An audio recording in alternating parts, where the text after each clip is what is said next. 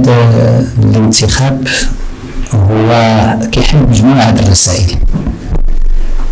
الرسالة الأولى هي من حيث الدعم الكبير اللي حظى به ترشيح المغرب، تقريبا 30 دولة اللي صوتت لفائدة هذا الترشيح من أصل 47 دولة اللي صوتت اللي هما أعضاء في مجلس حقوق الإنسان. وهذا كيعني أن ثلثين ديال مجلس حقوق الإنسان دعمات ترشيح المغرب إزاء الترشيح اللي كان ديال جنوب إفريقيا.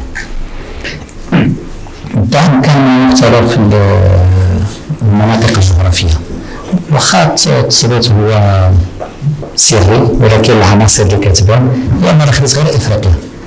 من أصل 13 عضو إفريقي اللي كاين في مجلس حقوق الإنسان على الأقل واحد 10 دول من 13 صوتات مع المملكة المغربية، وهذا عنصر مهم لأن الترشيح كان ترشيح إفريقي بالدرجة الأولى وعدد كبير من الدول. وهذه المناسبة باش نشكر بلغاريا على دعمها لهذا الترشيح. بلغاريا كعضو في مجلس حقوق الإنسان كانت من الدول الأوائل اللي دعمت الترشيح، وكنشكر مرة أخرى السيدة الوزيرة على هذا. الرسالة الثانية هي أن هذا الانتخاب هو فيه اعتراف بنجاحات ومصداقية الإصلاحات اللي كيقودها جلالة الملك في المغرب في مجال الديمقراطية وحقوق الإنسان.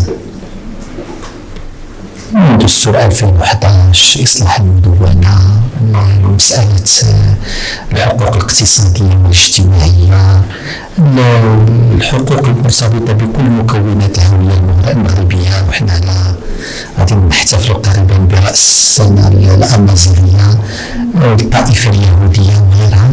يعني جلالة الملك في كل هذه السنوات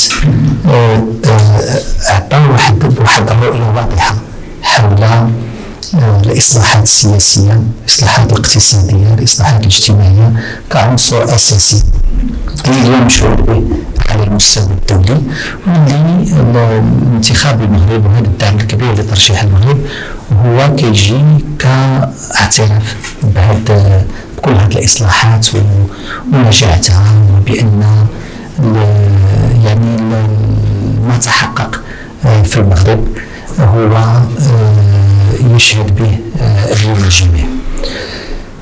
الرسالة الثالثة هي كذلك في هذا الدعم هو واحد الشهادة والثقة في مصداقية دور المغرب والسياسة الخارجية المغربية بقيادة جلالة الملك محمد السادس.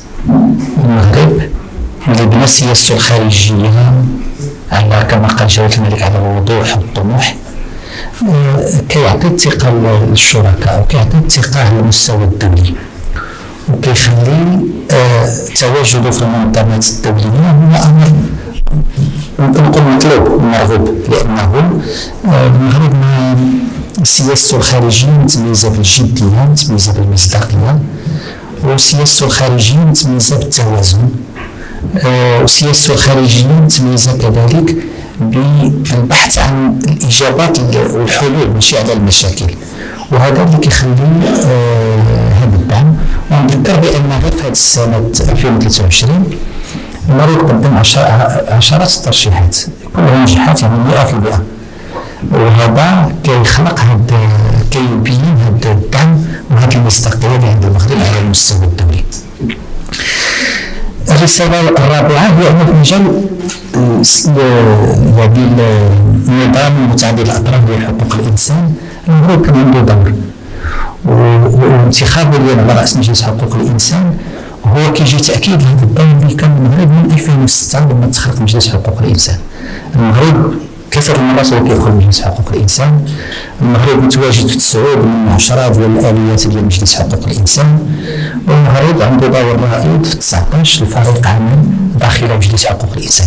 فانخراط المغرب في عمل مجلس حقوق الإنسان ماشي اليوم، هو بدا من 2006 وكان المغرب حاضر في كل نقاط التحول اللي شهدها مجلس حقوق الانسان منذ انشائه في 2006. المغرب سهل مجموعه ديال المسارات لاصلاح مجلس حقوق الانسان. المغرب كيقدم قرارات لمجلس حقوق الانسان في مجموعه ديال المجالات.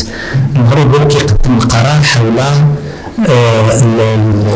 التعبئه ضد خطاب الكراهيه اللي هو قرار كيتقدم سنويا في مجلس حقوق الانسان. المغرب كيقدم قرار ديال احترام الاديان وعدم ازدراء الاديان. المغرب كيقدم قرار حول الحوار بين الاديان وبين الثقافات. فالمغرب دائما عنده واحد الحضور كان في هذا المجال ديال حقوق الانسان وفي مجلس حقوق الانسان. هذا الانتخاب لرئاسه المجلس كيجي تتويج لهذا العمل الجاد، لهذا العمل البناء اللي كيقوم به المغرب في اجهزه مجلس حقوق الانسان. اللي يميز هذا الانتخاب ماشي هو ان المغرب ينجح على راس مجلس حقوق الانسان، لما كان منتظر المغرب لما تقدم في 2022 الترشيح ديالو انطلق من هذه القناعات اللي كان شويه. هذا هو ذاك التعبئه اللي كانت من جنوب افريقيا من الجزائر لمحاربه هذا الترشيح. اولا داخل الاتحاد الافريقي المغرب كان هو الدولة الأولى اللي قدمت الترشيح، ومع ذلك جات الجزائر جات جنوب إفريقيا وتحداو هذا الموقف ديال الاتحاد الإفريقي وقالوا لا، رغم أن الترشيح المغربي هو اللي كان في وفق الضوابط. فواحد اللي كان فيه واحد شوية ديال اش كيقولوا لها الزيارة، بأن حنا واخا المغرب ترشحنا غنقدروا نوقفوه.